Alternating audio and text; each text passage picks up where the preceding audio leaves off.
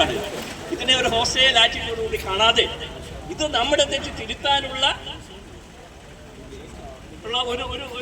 ഒരു അവസരമായി അതിനെ കാണാനും അതിനുള്ള ഒരു പ്രചോദനമായി അതിനെ കാണാനും നമ്മുടെ തെറ്റ് തിരുത്താൻ നമ്മുടെ ക്വാളിറ്റി നമ്മുടെ സേഫ്റ്റി ഇംപ്രൂവ് ചെയ്യാൻ എങ്ങനെ സാധിക്കും എന്നതിനെക്കുറിച്ച് ആലോചിക്കുവാനും അതനുസരിച്ചുള്ള പദ്ധതികളുമായിട്ട് മുന്നോട്ട് പോകാൻ സാധിക്കും. അങ്ങനെയാണെങ്കിൽ മാത്രമേ ഈ ആശുപത്രിയുമായി ബന്ധപ്പെട്ടുള്ള ദുരിതങ്ങൾ നമുക്ക് ഒഴിവാക്കാനായിട്ട് സാധിക്കും.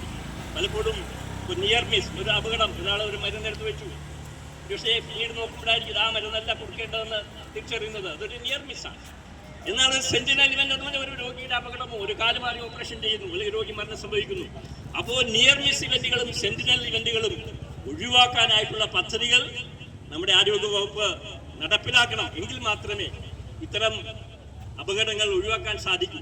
അല്ലാതെ ഇത്തരം അപകടങ്ങൾ ഉണ്ടാകുമ്പോൾ അത് മൂടി വെച്ചുകൊണ്ട് അതിൽ ഇടപെട്ടവരെ സംരക്ഷിച്ചുകൊണ്ട് മുന്നോട്ട് പോവുകയാണെങ്കിൽ ഇത്തരം ദുരന്തങ്ങൾ ഇനിയും ആവർത്തിക്കും. അതുകൊണ്ട് ഈ പ്രക്ഷോഭ സമരത്തെ ഒരു ഹോസ്റ്റൽ ആറ്റിറ്റ്യൂഡോടുകൂടി കാണാതെ ആരോഗ്യ സംവിധാനത്തെ എങ്ങനെ മെച്ചപ്പെടുത്താനുള്ള ഒരു സംവിധാനമായി ഇത് കാണാൻ കഴിയും എന്നതിനെക്കുറിച്ച് അധികാരികൾ ആലോചിക്കണം എന്നാണ് യുഎസ്എൽ സൂചിപ്പിക്കാനുള്ളത്.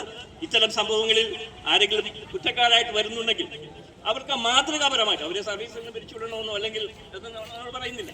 പക്ഷേ അത്തരം ഒരു കഠിനമായിട്ടുള്ള ഒരാളുകൾ പക്ഷെ അത് വേണ്ടി വരും. പക്ഷേ അവരുടെ ഒരു നെഗ്ലിജൻസ് വന്നിട്ടുണ്ടെങ്കിൽ മനുഷ്യ സഹജമാണ്, ചിലപ്പോൾ തെറ്റുകൾ പറ്റാം. എന്നാൽ ബോധപൂർവമായിട്ടുള്ള ഒരു അനാസ്ഥ വന്നിട്ടുണ്ടെങ്കിൽ അത്തരം നടപടികൾ സ്വീകരിക്കുന്നില്ല എങ്കിൽ ഈ തെറ്റുകൾ വീണ്ടും ആവർത്തിക്കപ്പെടും.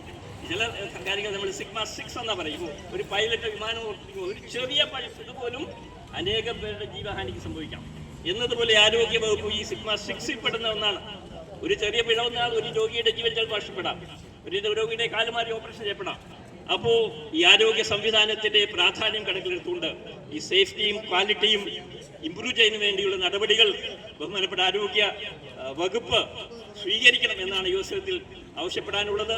ഇതിൽ ഇടപെടുന്ന തെറ്റ് സംഭവിക്കുന്നത് അത് അവരെ ആ കുറ്റക്കാരെ തെറ്റ് ബോധ്യപ്പെടുത്താൻ മാതൃകാപരമായിട്ടുള്ള ശിക്ഷ നടപടി സ്വീകരിക്കാൻ, അതുപോലെ തന്നെ ഇതിന്റെ ദുരിതം അനുഭവിക്കുന്നവർക്ക് അതിന്റെ നഷ്ടപരിഹാരം നൽകാൻ നമുക്ക് സാധിക്കണം. പലപ്പോഴും അത്തരം ഒരു നഷ്ടപരിഹാരവും നൽകപ്പെടാറില്ല. ഇത് ഗവൺമെന്റിന്റെ ഉത്തരവാദിത്തമാണ്. ഗവൺമെന്റിന്റെ അനാസ്ഥ കൊണ്ടാണ് ഇത് സംഭവിക്കുന്നത്.